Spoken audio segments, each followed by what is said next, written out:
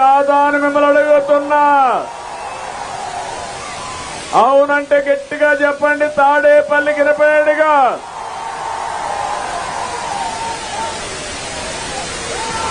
22 మీటింగ్లు పూర్తి చేసి 23వ మీటింగ్ కింద నేను ఇక్కడికి వచ్చాను.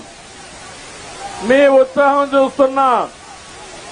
ఊరకలెత్తే ఉత్సాహంతో ప్రజలు గాని మా ఆడబిడ్డలైతే రాణి రుద్రమదేవి మారిగా యుద్ధానికి మేము సైతం సై అని ముందుకొచ్చారు. యువత మీరే నా ఆశ. మీ ఉత్సాహం చూస్తున్నా. యువత ఏ సైడ్ ఉంటే ఆ సైడే గెలుపు. తెలుగుదేశం జనసేన గెలుపు ఎవ్వడు ఆపలేడు.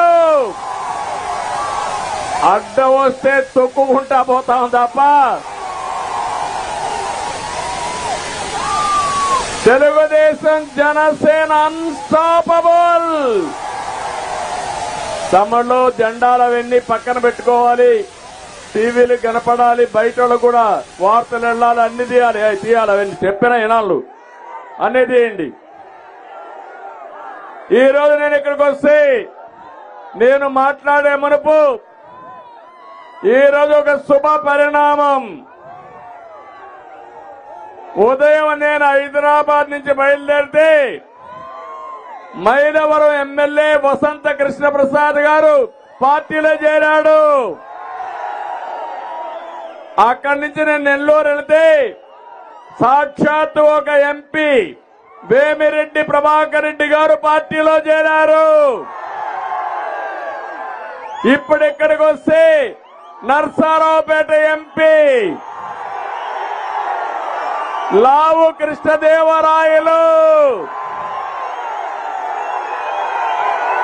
పార్టీలోకి వచ్చాడు.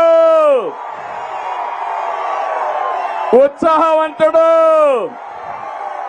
చదువుకున్న వ్యక్తి. స్వలాభం కోసరం కాదు, నిజమైన ప్రజాసేవ కోసరం వచ్చాడు. అవునా కాదా? అవును అంటే గట్టిగా చప్పట్లు కొట్టి మీ యొక్క నేను అనుకున్నాను లావు కృష్ణదేవరాయలు గారు పార్టీలో చేరతారు.